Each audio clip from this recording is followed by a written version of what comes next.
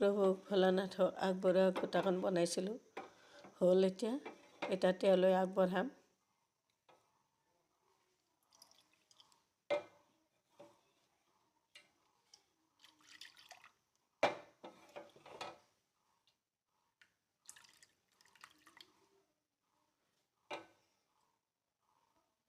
হৰ হৰ ভোলে। শিৱ পূজাৰ কাৰণে ঘোটা বনাবৰ কাৰণে সামগ্ৰীখিনি লৈ লৈছোঁ।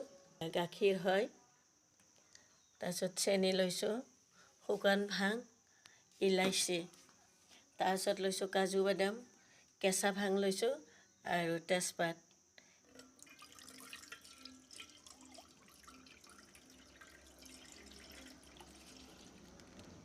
এতিয়া চেনি দিম।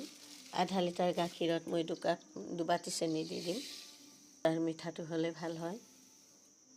কাজু দি দিম, ইলাইচি মই 12টা লৈ লৈছোঁ। কেঁচা তেজপাত এইমাত্ৰ গছৰ পৰা ছিঙি আনিছিলোঁ। কেঁচা তেজপাত দিলে ৰসটো ওলায়। ভাংখিনি মই ৰুমালখনতে বান্ধি দি দিম। মই বেলেগ একো নিদিওঁ, অকল ভাঙকে দি দিম, কাৰণ সৰু ল'ৰা ছোৱালী খাব। বেছি নিচা দিলে সিহঁতে ব্ৰেইনত ধৰিব, সেইকাৰণে মই বেছি একো নিচা নিদিওঁ, অকল ভাংখিনিকে দি দিছোঁ। ভাঙৰ টোপলাটোত গাখীৰতে দি দিলোঁ। ঘোটাখিনি বহাই দিলোঁ গেছত।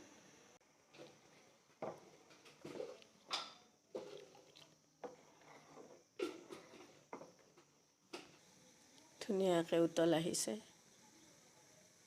তেজপাতৰ কালাৰখিনি আহি লাগি গৈছে, ভাঙৰ কালাৰ।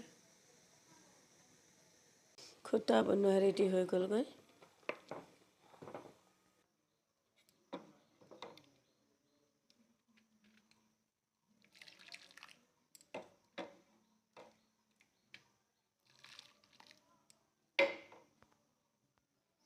বাবা ভোলানাথলৈ আগবঢ়াম এতিয়া।